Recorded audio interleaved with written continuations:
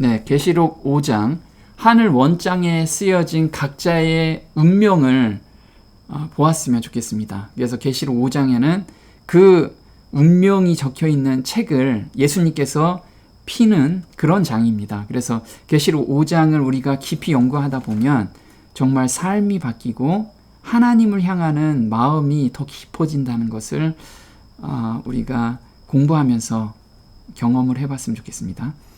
계시록 5장 오늘 공부할 거는 5장 1절에서 5장 5절까지입니다. 한번 볼게요. 내가 보매 보좌에 앉으신 이의 오른손에 책이 있으니 안팎으로 섰고 7인으로 봉하였더라. 장로 중에 하나가 내게 말하되 울지 말라.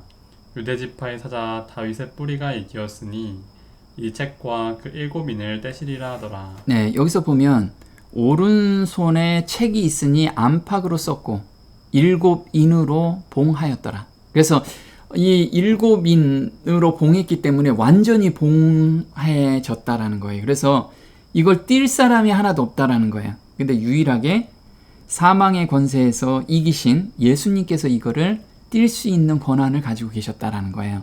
그러면 이 오른손에 있는 책이 무엇인지 그것을 오늘 우리가 좀 공부할 거거든요. 그 오른손 책에 무엇이 쓰여 있는지 그걸 한번 볼 거고요. 그리고 이게 언제 오픈되는지 이 두 가지를 우리가 한번 공부해 보려고 합니다. 자, 책에 어떤 내용이 기록되어 있는지 이건 지금 하늘 보좌입니다. 하나님께서 앉아 계시고요. 우편에 지금 좌석이 하나 남아있죠. 이게 예수님이 여기 앉으실 거예요. 자, 계시록 5장 1절 보면 내가 보매 보좌에 앉으신 이의 오른손에 책이 있으니 안팎으로 썼고 7인으로 봉하였더라. 그래서 여기서 오른손이라고 되어 있는 것은 원어로 보면 오른손자는 없고요. 오른쪽이라고 되어 있습니다. 오른쪽. 그래서 이렇게 오른쪽에 7인으로 되어 있는 이 두루마리 책이 있는 거예요. 그래서 예수님께서 이렇게 나오신 거예요. 그 두루마리 책을 잡아서 피려고 이제 예수님께서 나오신 거죠. 자, 이 책에는 구약에서 비유로 저희한테 보여주셨어요. 이 책에 어떤 내용이 있는지. 첫 번째 이 내용 안에 들어가 있는 내용은 언약에 대한 내용이에요. 하나님의 백성에게 준 언약입니다. 그래서 하나님의 말씀에 순종하는 자한테 주는 언약. 이게 구속사가 쓰여 있습니다. 출애굽기 32장 15절에 이렇게 나와 있습니다. 모세가 돌이켜 산에서 내려오는데 증거의 두 판이 그 손에 있고 그 판의 양면 이편 저편에 글자가 있으니 그 판은 하나님이 만드신 것이요 글자는 하나님이 쓰셔서 판에 새기신 것이더라. 네, 두 증거판이 있는데 이 증거판에 앞뒤로 다 써 있대요. 앞뒤로. 우리가 십계명 이야기하면 그냥 두 돌판인데 앞에만 써 있다고 생각하잖아요. 사실 그렇지 않고 양쪽에 다 써 있는 거예요. 그래서 이 십계명은 하나님 백성에게 주신 하나님의 생명책이죠. 이 계명을 지키면 생명을 얻는 그 책입니다. 또 하나는 어떤 거냐면, 근데 이 생명책이 우리 십계명이 언제 이걸 다쳤냐면 이사야 때 이게 봉함이 돼요. 한번 볼게요. 너는 증거의 말씀을 싸매며 율법을 나의 제자 중에 봉함하라. 이제 야곱 집에 대하여 낯을 가리우시는 여호와를 나는 기다리며 그를 바라보리라. 예, 이사야 때 이 오픈되어 있던 이 율법서를 봉함하라고 한 거예요. 이때 봉함된 것이 이제 사도 요한은 계시록 5장에서 이게 펼쳐지는 것을 이때 보게 되는 거예요. 또 하나는 재앙일 때 그 두루마리에 또 안팎으로 써 있는 것은 지키지 않는, 하나님의 계명을 지키지 않는 사람한테 내리는 재앙이 써 있어요. 한번 에스겔서 2장 9절에 이렇게 나옵니다.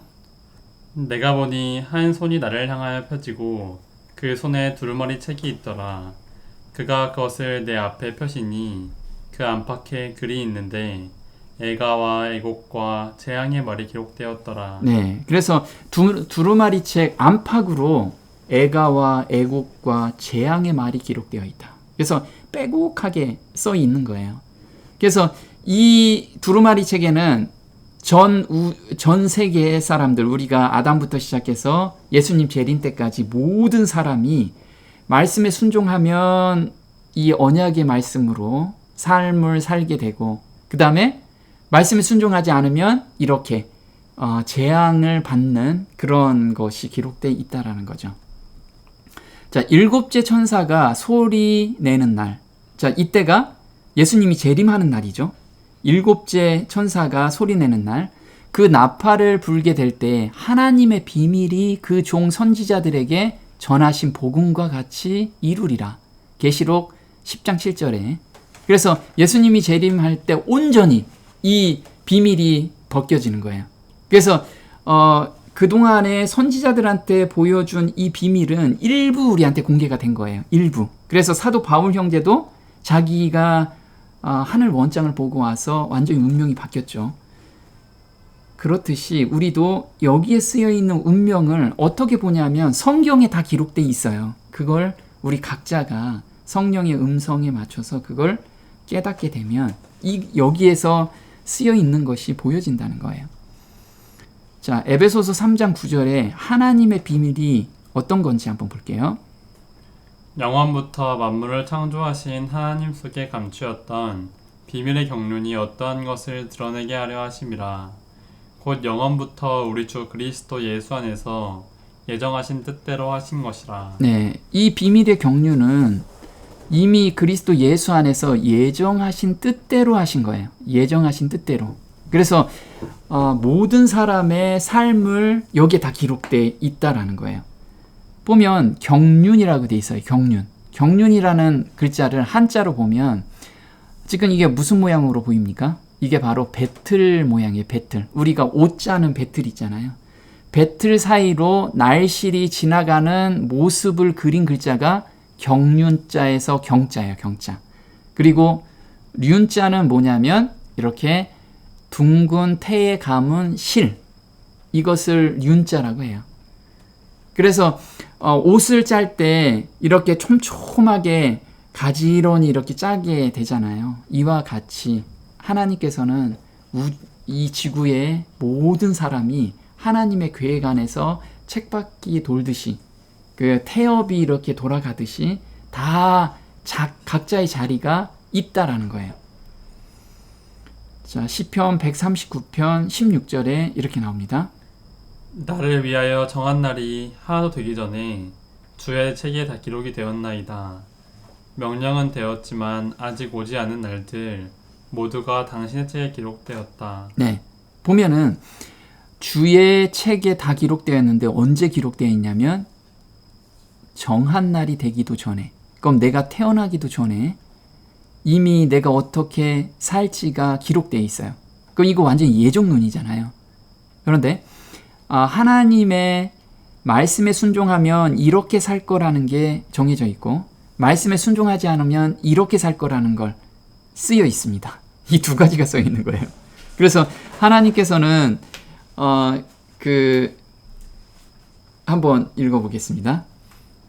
마치 건축가가 그의 설계도를 그리고 새 집을 위한 품목들을 준비하는 것처럼 하나님은 각 개인이 세상에 태어나기도 전에 그가 어떤 사람이 될 것인지 계획하신다. 그가 하나님의 청사진을 따르느냐 그렇지 않느냐를 결정하는 것은 개인에게 주어진다. 네, 이 하늘 월장에는 개인이 세상에 태어나기도 전에 어떻게 살 건지가 기록되어 있다라고 저희한테 말씀을 하고 계세요. 그래서 순종하면 하나님의 백성으로서 이렇게 살 거라는 게 딱 기록이 돼 있고, 불순종하면 멸망할 것이 딱 기록돼 있어요.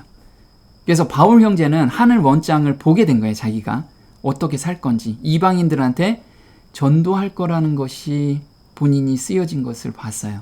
그래서 아무리 힘들고 어렵고 위험이 있어도 담대하게 갈 수 있었어요. 담대하게. 자, 하늘 원장에 대해서 한번 볼게요. 하나님께서 심판을 집행하시는 큰 날이 도래한 것처럼 보였다. 천천만만의 천사들이 존엄한 모습을 가지신 한 분이 좌정하신 큰 보좌 앞에 모였다. 여러 책들이 그분 앞에 있었는데 그 표지에는 타오르는 불꽃처럼 보이는 금글씨로 하늘의 원장이라 기록되어 있었다. 여러 책 중에서 진리를 믿는다고 주장하는 자들의 이름이 기록되어 있는 한 책이 열려 있었다. 네, 여기서 진리를 믿는다고 주장하는 사람들의 이름이 다 기록되어 있어요. 자, 7인으로 봉인된 두루마리에 기록되어 있는 내용은 무엇인가? 보겠습니다. 봉인된 두루마리에는 하나님의 섭리의 역사, 열국과 교회의 영원적인 역사가 수록되었다. 그 안에는 하나님의 말씀, 그분의 권위, 계명들, 율법, 영원하신 분의 상징적인 권면, 그리고 열국을 통치하는 모든 권력자들의 역사가 담겨 있었다. 그 두루마리 안에는 지구 역사의 시작부터 끝까지 미친 모든 민족, 방언, 백성들의 영향력이 상징적인 언어로 수록되었다. 네, 이 안에는요, 지구 역사의 시작부터 끝까지 어떤 민족이나 또 유명한 사람들, 그뿐만 아니고 각 개인들이 다 기록되어 있는 거예요. 근데 이걸 누가 봤냐면 또 에스겔 선지자가 이걸 또 봤어요. 에스겔 선지자는 바퀴 안에 바퀴가 조화롭게 움직이는 것으로 이걸 표현을 했어요. 자, 에스겔서 1장 8절에 이렇게 나옵니다. 그 사방 날개 밑에는 각각 사람의 손이 있더라. 내가 그 생물들을 보니 그 생물들 곁에 있는 땅 위에는 바퀴가 있는데 그 네 얼굴을 따라 하나씩 있고 그들의 모양과 구조는 바퀴 안에 바퀴가 있는 것 같으며 그들이 갈 때에는 사방으로 향한 대로 돌이키지 아니하고 가며 그 둘레는 높고 무서우며 그 네 둘레로 돌아가면서 눈이 가득하며. 네, 보면은 땅 위에 바퀴가 있는데 바퀴 안에 또 바퀴가 있어요. 지금 여기 뒷 배경에 보면 이렇게 촘촘하게 돌아가는 거. 그런데 사람이 볼 때는 막 엉켜 있는 것 같은데 정말 하나님께서 정교하게 다 엉키지 않게 아주 잘 돌리고 계시다는 거예요. 이게 지구의 역사라는 거예요. 그 역사 안에 내가 소속돼 있는 것들이 있다라는 거죠. 그래서 하나님의 종들은 하나님께서 사단의 계획을 좌절시키기 위해 일하고 계시다는 것을 안다. 하나님을 알지 못하는 사람들은 하나님의 역사를 이해할 수가 없다.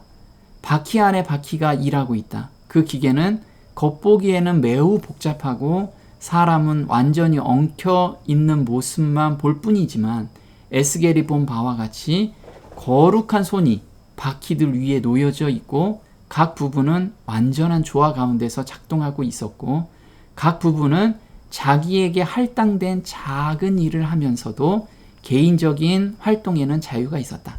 그래서 여기서 자기한테 할당된 작은 일, 이 작은 일을 통해서 하나님의 역사가, 구속의 역사가 계속 일어나고 있었다는 거예요. 그래서 우리한테 주어진 것은 나한테 주어진 작은 일, 그리고 오늘 나한테 주어진 일과 또 오늘 나한테 주어진 사람들, 여기에 우리가 최선을 다하는 것, 이것이 나한테 주어진 작은 일이라는 거예요. 자, 계시록 5장은 깊이 연구가 필요하다. 볼게요. 요한계시록 5장을 자세히 연구할 필요가 있다. 이 마지막 시대에 하나님의 사업에서 한 몫을 담당할 이들에게 그것은 중대한 일이다. 여러 사람들이 기만을 당하고 있다. 세상에 임하고 있는 것을 그들은 깨닫지 못한다. 무엇이 죄를 구성하는가에 대하여 그 마음의 분별력이 흐려지도록 내버려둔 이들은 아주 심하게 기만을 당한 사람들이다. 네, 지금 여기 보면 마지막 때에 하나님의 사업의 한 몫을 담당할 이들이에요. 이들이 누구냐면 14만 4천이에요. 그러면 우리도 다 해당되는 거라는 거죠. 그러면 계시록 5장을 정말 자세하게 우리가 연구해야 되겠죠. 그럼 계시록 5장을 정확하게 연구를 하지 않으면 분별력이 흐려지도록 내버려 두는 사람에 속한다는 거예요. 그래서 사단의 기만을 당할 사람들이라는 거죠. 또 볼게요. 위의 성부들의 두 무리가 등장한다. 한 무리는 스스로 기만을 당하도록 허용하고 하나님과 다투는 자들 편에 서는 이들이다. 그들은 보내어진 기별들을 그릇 해석하고 자기 의의 두루마기를 걸친 자들이다. 죄는 그들의 눈앞에 죄된 것으로 보이지 않는다. 그들은 거짓을 진리로 가르치며 많은 사람들이 이로 인하여서 곁길로 인도된다. 우리는 지금 스스로 조심할 필요가 있다. 네. 그래서 계시록 5장을 기점으로 두 무리가 등장을 해요. 그래서 이 계시록 5장에서 우리가 하나님의 원장을 보고 운명이 바뀔 사람들, 그게 일곱인에 속한 사람들, 그 일곱인에 속한 사람으로 우리가 들어가야 된다는 거죠. 그래서 이 두 무리가 등장하는데 이 두 무리는 하늘 원장을 본 자는 입맞는 삶을 살게 된다는 거예요. 그래서 일곱 인의 길이 있고 일곱 나팔의 길이 있어요. 그래서 예로 들어둔 것이 운명을 바꾼 고레스 대왕이에요. 보겠습니다. 고레스는 자기가 태어나기 150년 전에 한 유대인 손자가 이미 자기의 이름을 언급하며 자기가 바벨론을 함락시킬 것과 유대인 포로에 관한 정책을 예언한 사실을 알게 되었을 때 크게 놀라지 않을 수 없었다. 네. 고레스 때는 이사야 선지자가 이미 이렇게 다 통일할 거라는 걸 미리 다 써놨는데 그게 하나님의 능력으로 이미 그걸 예언해 놨다는 걸 그 예언서를 보고 깜짝 놀란 거예요. 그래서 하늘의 하나님이라고 인정을 하게 돼요. 자, 고레스 대왕이 하늘 원장을 본 거죠. 보겠습니다. 이사야서 44장 28절입니다. 고레스에 대하여는 이르기를 내 목자라 그가 나의 모든 기쁨을 성취하리라 하며 예루살렘에 대하여는 이르기를 중건되리라 하며 성전에 대하여는 내 기초가 놓여지리라 하는 자니라. 네, 그래서 하나님께서 이사야 선지자한테 고레스에 대하여는 이게 고레스가 태어나기 150년 전이에요. 그걸 기록한 거예요. 이름도 정확하게 고레스. 그래서 고레스가 깜짝 놀란 거예요. 어떻게 이렇게 이런 책이 있을 수 있냐. 그래서 살아계신 하나님을 인정하게 된 거죠. 그래서 고레스에 대하여는 내 목자라. 그리고 고레스 때 성전 중건에 대한 영이 내릴 거다. 이렇게 기록되고 있는 거죠. 자, 이사야서 45장 1절 한번 볼게요.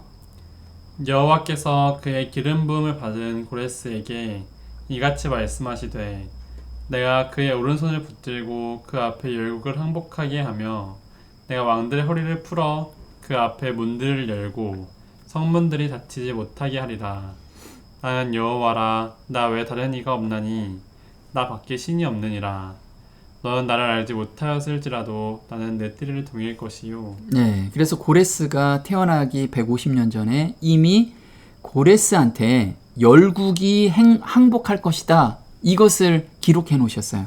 그리고 그 항복하는 것은 다 하나님께서 미리 다 해놓은 거다. 그 앞에 문들을 열고 성문들이 닫히지 못하게 하리라. 하나님께서 그렇게 하겠다. 이렇게 말씀을 하신 거예요. 그래서 실제로 고레스가 천하를 통일을 하잖아요.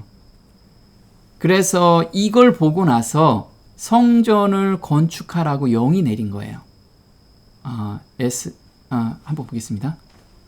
바사왕 고레스 원년에 여호와께서 예레미야의 입을 통하여 하신 말씀을 이루게 하시려고 바사왕 고레스의 마음을 감동시키심에 그가 온 나라에 공포도 하고 조서도 내려 이르되 바사왕 고레스는 말하노니 하늘의 하나님 여호와께서 세상 모든 나라를 내게 주셨고 나에게 명령하사 유다 예루살렘의 성전을 건축하라 하셨나니. 네. 그럼 고레스가 이사야서를 보고 이때 누가 줬을까요? 다니엘이 이때 줬어요. 고레스한테 당신 이름이 이렇게 써 있습니다. 그래서 고레스가 그거 보고 마음을 감동시키심에 그래서 감동이 된 거예요. 하나님 여호와께서 세상 모든 나라를 내게 주셨고 이걸 인정하게 된 거예요. 그래서 예루살렘에 가서 성전을 건축하라. 이 영을 내리게 된 거죠. 자, 비밀의 경륜은 그럼 언제 풀리는가? 계시록 10장 2절에 이렇게 나옵니다. 그 손에 펴 놓인 작은 책을 들고 그 오른발은 바다를 밟고 왼발은 땅을 밟고 내가 천사에게 나아가 작은 책을 달라 한즉 천사가 그러되 갖다 먹어버리라. 내 배에는 쓰나 내 입에는 꿀같이 달리라 하거늘. 네, 여기에서 지금 계시록 안에 작은 책이 지금 등장을 하고 있어요. 근데 펴놓인 작은 책이라고 얘기해요. 그럼 언젠가 닫혀있는 책이겠죠. 이 닫혀있는 책은 바로 다니엘서 12장 4절에 다니엘아 마지막 때까지 이 말을 간수하고 이 글을 봉함하라. 많은 사람이 빨리 왕래하며 지식이 더하리라. 그래서 마지막 때에 다니엘서가 풀리게 된다는 거예요. 무엇이 풀리냐면 마지막 때가 언제 시작되는지가 그 예언이 풀린다는 거예요. 여기서 갖다 먹어버리라. 이게 어떤 거냐면 말씀을 깨닫는 것을 의미해요. 예레미야서 15장 16절에 이렇게 나옵니다. 내가 주의 말씀을 얻어 먹었사오니 주의 말씀은 내 기쁨과 내 마음의 즐거움이오나. 네, 그래서 이 펴놓인 작은 책과 그 다음에 계시록의 마지막 부분에 이게 다 풀리게 된다는 거예요. 자, 볼게요. 요한은 작은 책이 봉함되지 않은 것을 보았다. 그러므로 다니엘의 예언은 첫째, 둘째, 셋째 천사의 기별이 세상에 주어질 적당한 때를 예언하고 있다. 봉함되지 않은 그 작은 책은 때와 관련된 기별이었다. 다니엘서와 계시록은 하나이다. 전자는 예언이요 후자는 계시이다. 전자는 봉함되었고 후자는 봉함되지 않았다. 네, 여기서 보면요. 세상에 주어질 적당한 때를 예언하고 있다. 뭐가요? 다니엘서가. 근데 다니엘서의 핵심은 뭐냐면 2300주야 끝이 언제냐? 그때 이제 심판이 있을 거다. 성소가 정결하게 될 거다. 이 예언이 언제 있을 거냐? 이것에 대한 것이 마지막 때 이게 풀린다는 거예요. 그럼 계시록 4장, 5장과 다니엘서 7장은 지금 계시록과 다니엘서는 한 책이라고 지금 이야기를 하고 있어요. 그럼 한 책이라면 비슷하게 비교되는 장이 있겠죠. 그걸 보면 언제 예수님께서 이 계시록 5장을 오픈했는지 알 수가 있어요. 그래서 계시록 4장, 5장에 이렇게 나옵니다. 하늘에 보좌를 베풀었고 그 보좌 위에 앉으신 이가 있는데 모양이 별곡과 홍보석 같고 보좌 앞에 수정과 같은 유리 바다가 있고. 네, 지금 4장에 하나님 보좌 앞으로 올라가서 하나님 보좌에 대한 것을 사도 요한이 지금 기록하고 있어요. 근데 다니엘도 비슷하게 보고 있어요. 다니엘서 7장 9절엔 이렇게 나옵니다. 내가 보았는데 왕자가 놓이고 옛적부터 항상 계신 이가 저정하셨는데 그 옷은 희가 눈 같고 그 머리털은 깨끗한 양의 털 같고 그 보좌는 불꽃이요 그 바퀴는 붙는 불이며 불이 강처럼 흘러 그 앞에서 나오며. 네, 그래서 지금 다니엘서 7장하고 지금 요한계시록 4장에서 본 보좌하고 지금 비슷하게 보이고 있는 거죠. 또 계시록 5장 11절에 이렇게 나옵니다. 보좌와 생물들과 장로들을 둘러선 많은 천사의 음성이 있으니 그 수가 만만이요 천천이라. 네, 보좌 주변에 지금 엄청난 수의 천사들이 둘러 있는 거죠. 만만이요 천천이라고 했으니까요. 그럼 다니엘도 똑같은 걸 봤겠죠. 다니엘서 7장 10절에 이렇게 나옵니다. 그에게 수종하는 자는 천천이요 그 앞에 시위한 자는 만만이며 심판을 베푸는 데 책들이 펴 놓였더라. 네, 지금 심판을 베푸는 그 장면이에요. 그게 2300주야가 끝났을 때 심판이 이제 베풀어진다는 거예요. 그러면 그때 죽은 자와 산 자의 심판이 시작되는 거예요. 그래서 여기서 심판이 베푸는데 거기에 천천히요 만만이라는 천사들이 있었던 거죠. 자, 계시록 5장 7절엔 어린 양이 나와서 보좌에 앉으신 이의 오른손에서 책을 취하시니라. 이렇게 나왔어요. 오른쪽에서 책을 취하셨어요. 근데 다니엘서 7장 13절에 또 이렇게 나옵니다. 내가 또 밤 이상 중에 보았는데 인자 같은 이가 하늘 구름을 타고 와서 옛적부터 항상 계신 자에게 나와 그 앞에 인도되매. 네, 자 이때도 똑같이 인자 같은 이가 옛적부터 있는 분한테 인도되게 돼 있습니다. 그래서 여기서 보면 책을 취하셨고 책들이 펴놓여 있고 이 책이 어떤 건지 이게 어떤 건지 우리가 예측을 좀 해봐야 돼요. 또 12절 볼게요. 5장 12절. 큰 음성으로 가로되 죽임을 당하신 어린 양이 능력과 부와 지혜와 힘과 존귀와 영광과 찬송을 받으시기에 합당하도다 하더라. 내가 또 들으니 하늘 위에와 땅 위에와 땅 아래와 바다 위에와 또 그 가운데 모든 만물이 가로되 보좌에 앉으신 이와 어린 양에게 찬송과 존귀와 영광과 능력을 세세토록 돌릴지어다 하니. 네, 이게 지금 보좌 앞에 나가신 그 예수님에 대해서 이야기를 하고 있어요. 근데 계시록 다니엘 7장 14절에는 그에게 권세와 영광과 나라를 주고, 지금 모든 걸 누구한테 줘요? 인자 같은 이한테 준 거예요.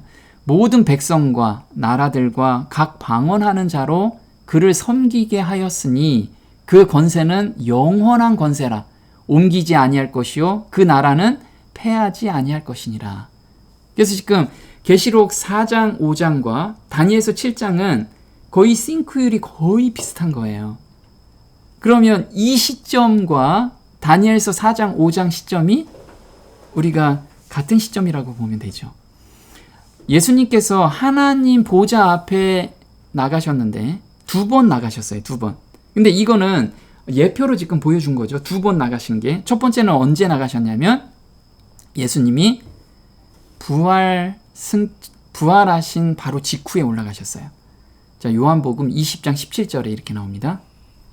예수께서 이르시되 나를 만지지 말라. 내가 아직 아버지께로 올라가지 못하였노라.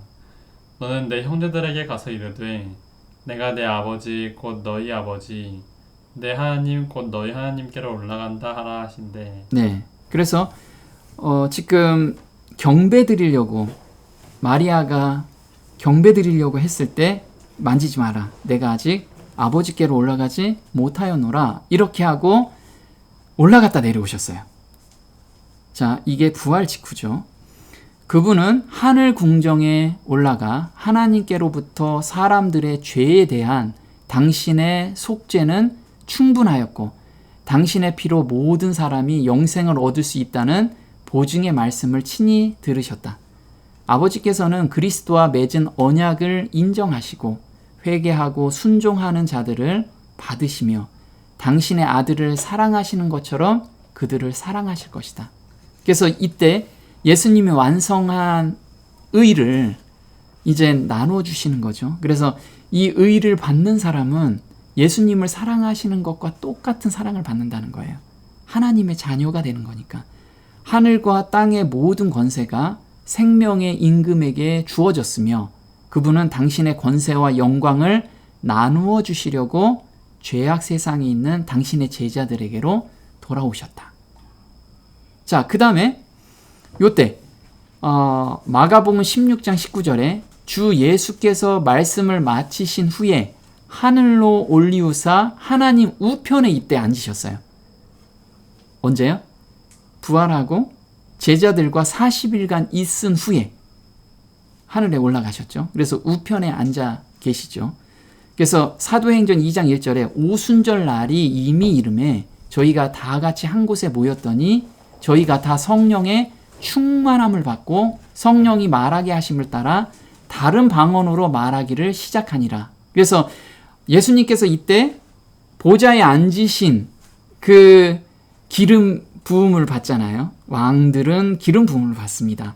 그 기름이 흘러서 이 땅에까지 내려온 거예요. 그래서 이때 오순절날 그 성령이 기름 붓듯이 내리게 된 거죠. 그래서 이 기간이 50일이라는 거예요. 하늘문으로 들어가신 그리스도는 천사들의 경배를 받으시며 보좌에 오르셨다. 이 예식이 마쳐지자마자 성령은 풍성하게 제자들에게 쏟아져 내렸다. 오순절 성령 강림은 구주의 취임식이 끝났다는 하늘의 통고였다. 그분은 당신의 약속에 따라 하늘로부터 성령을 그의 제자들에게 보내셨는데 이것은 왕으로서 하늘과 땅의 모든 권세를 받은 분이요. 따라서 그의 백성을 위해 기름 부음을 받은 분이시라는 증거였다. 그래서 이때 우리 보좌에 앉으시고 그 다음에 성령이 증거로 내리신 거죠. 자, 그 다음에 이 모습을 예수님께서 하나님 우편에 앉아 계시는 모습을 스데반이 봤어요. 사도행전 7장 55절에 이렇게 나옵니다. 스데반이 성령이 충만하여 하늘을 우러 주목하여 하나님의 영광과 및 예수께서 하나님 우편에 서신 것을 보고 말하되 보라 하늘이 열리고 인자가 하나님 우편에 서신 것을 보노라 한데. 네, 그래서 하나님 우편에 앉아 계셨는데 스데반한테 용기를 주시려고 벌떡 일어나신 것을 본 거예요. 자, 그리고 히브리서에도 또 증거를 이렇게 해요. 한번 볼게요. 오직 그리스도는 죄를 위하여 한 영원한 제사를 드리시고 하나님 우편에 앉으사 그 후에 자기 원수들로 자기 발등상이 되게 하실 때까지 기다리시나니. 네, 그래서 하나님 우편에 앉아 계신 것을 사도 바울 형제는 보고서 이렇게 기록을 한 거죠. 그래서 여기서 발등상이 되기까지라는 건 뭐냐면 모든 원수가 멸망할 때까지 중보 사역을 행하신다는 뜻이에요. 자, 그리고 언제 또 보좌 앞으로 가시냐면 마지막 때에 보좌 앞으로 가세요. 이게 다니엘서 7장 9절에 나오는 내용입니다. 한번 볼게요. 내가 보았는데 왕좌가 놓이고 옛적부터 항상 계신 이가 가정하셨는데 그 옷은 희가 눈 같고 그 머리털은 깨끗한 양의 털 같고 그 보좌는 불꽃이요 그 바퀴는 붙는 불이며 내가 또 밤 이상 중에 보았는데 인자 같은 이가 하늘 구름을 타고 와서 옛적부터 항상 계신 자에게 나아와 그 앞에 인도되매 그에게 권세와 영광과 나라를 주고 영원한 권세라 옮기지 아니할 것이요 그 나라는 패하지 아니할 것이니라. 네, 이때 왕자가 놓이고 옛적부터 항상 계신 이한테 지금 인자가 구름 타고 가고 계시죠. 그래서 인자가 언제 이게 인도함을 받으셨냐? 그때가 다니엘서 8장 14절입니다. 그가 내게 이르되 2300주야까지니 그때의 성소가 정결하게 함을 입으리라 하였느니라. 이때 드디어 예수님께서 보좌 앞으로 가신 거예요. 그래서 2300주야 끝 시점에 예수님이 가신 거죠. 이때가 언제냐면 1844년입니다. 그래서 1844년부터는 무엇이 있냐면 심판이 있는 거예요. 이때 죽은 자와 산 자의 심판. 그러면 요한이 지금 어느 시점에서 계시를 보고 있냐면 요 시점이에요. AD 96년 시점. 이미 예수님께서는 보좌에 앉아 계시는 시점이죠. 그래서 계시록 4장 1절에는 하늘에 열린 문이 있는데 이리로 올라오라. 이후에 마땅히 될 일을 내가 내게 보이리라 하시더라. 그래서 이 후에 될 일, 그럼 요한이 본 이후에 될 일들을 지금 보여주신다는 거죠. 그리고 요 시점, 하늘문이 열리는 시점이 언제냐면 빌라델비아 교회 마지막 때 열린다는 거예요. 계시록 3장 7절에 이렇게 나와요. 빌라델비아 교회 사자에게 편지하기를 다윗의 열쇠를 가지시니 곧 열면 닫을 사람이 없고 닫으면 열 사람이 없는 그가 가라사대 볼지어다 내가 내 앞에 열린 문을 두었을 때 능히 닫을 사람이 없으리라. 네, 그래서 이 열린 문을 열어놓으신 거예요. 그래서 이게 이제 지성소로 들어가는 열린 문이 열린 거죠. 계시록 11장 17절에 이렇게 나와 있어요. 옛적에도 계셨고 시방도 계신 주 하나님 곧 전능하신 이여 죽은 자를 심판하시며 종선자들과 성도들과 또 물론 대소하고 주의 이름을 경외한 자들에게 상 주시며 또 땅을 망하게 하는 자들을 멸망시키실 대로 소이다 하더라. 이에 하늘에 있는 하나님의 성전이 열리니 성전 안에 하나님의 언약궤가 보이며 또 번개와 음성들과 뇌성과 지진과 큰 우박이 있더라. 네, 자 언약궤가 보이는 곳이 바로 하늘 지성소죠. 지성소가 열리게 된 거예요. 열리면서 무엇이 나오냐면 18절에 죽은 자를 심판하시며 그 다음에 그 밑에 땅을 망하게 하는 자들을 멸망시키실. 그래서 땅을 멸망하게 하는 자는 지금 산자라는 거예요. 그래서 죽은 자와 산자의 심판을 이때부터 시작하는 거예요.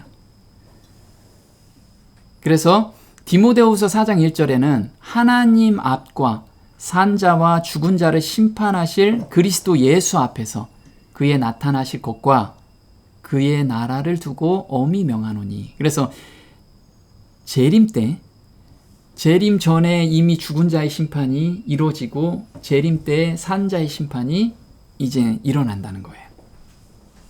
그래서 땅을 망하게 하는 자를 멸망시키는 건데 이게 어떤 내용이냐면 계시록 6장 9절에 이렇게 나와요.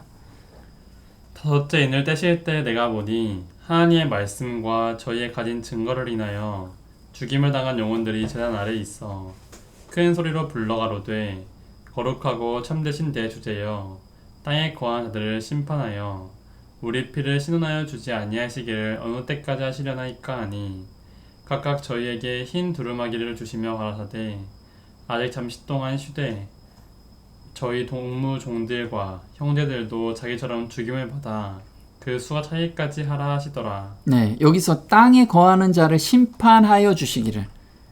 그래서 땅을 망하게 하는 자들을 멸망시키는, 이걸 언제까지 하시겠습니까? 하니까 그 수가 차기까지 하라 하시더라. 그래서 여기서 이방인의 때가 찰 때까지 한다라고 예전에 그렇게 해석했거든요. 근데 이 수가 찬다는 건 어떤 거냐면 하나님께서 순교자의 수를 정해놓고 그 수가 찰 때까지 기다리신다는 것이냐? 그게 아니라는 거죠. 원어로 보면요, 플레로호라고 하는데 여긴 수라는 단어가 안 들어가 있어요. 그래서 어떤 의미냐면 완전하게 하다, 완성하다라는 뜻인데 그들의 형제들의 품성이 완성 또는 완전해질 때까지 쉬어야 한다는 의미라는 거예요. 그래서 예수님이 재림하실 때는 품성이 온전해야지만 예수님이 재림하실 때 그 빛에, 그 쉐키나 빛에 우리가 타 죽지 않기 때문에 이 품성이 온전하게 될 때까지 기다리라는 거예요.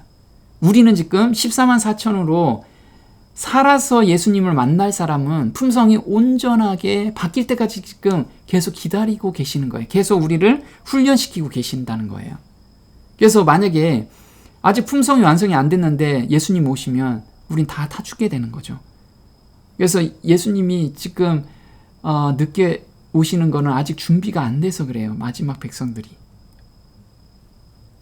다섯째 인을 떼실 때 죽은 자와 산 자의 심판이 있어요. 한번 볼게요. 다섯째 인을 떼실 때 요한은 이상 중에 한 무리의 사람들이 제단 아래에 있는 것을 보았는데 그들은 하나님의 말씀과 예수 그리스도의 증거로 인하여 죽임을 당한 영혼들이었다. 이 장면이 지나가고 난 후에 계시록 18장에 묘사된 장면이 나왔다. 그때 참되고 충성스러운 사람들이 바벨론에서 부름을 받고 나왔다. 네, 여기서 보면 죽임을 당한 영혼들이라고 했어요. 이 영혼들은 죽은 자의 심판이에요. 계시록 18장은 산 자의 심판입니다. 자, 여섯째 인에 예수님의 재림 장면이 나오는데 그 직전에 일어날 일이 바로 계시록 18장이에요. 그래서 예수님이 재림 바로 직전에 일어날 게 늦은 비 성령으로 세상이 환해지는, 그게 산자의 심판인 거예요. 그래서 그때 이 기별을 받고 돌아서는 자들은 다 삶을 얻지만 그렇지 않은 자들은 다 멸망이 될 거예요. 그래서 계시록 18장 1절 한번 볼게요.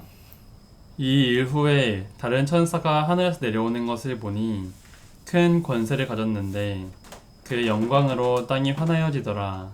힘센 음성으로 외쳐가로되 무너졌도다 무너졌도다 큰 성 바벨론이여.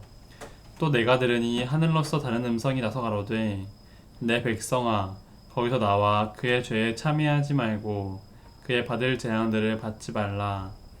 그 죄는 하늘에 사무쳤으며 하나님은 그의 불의한 일을 기억하신지라. 네, 그래서 지금 계시록 18장은 지금 산자의 마지막 심판이라는 거예요, 이때가.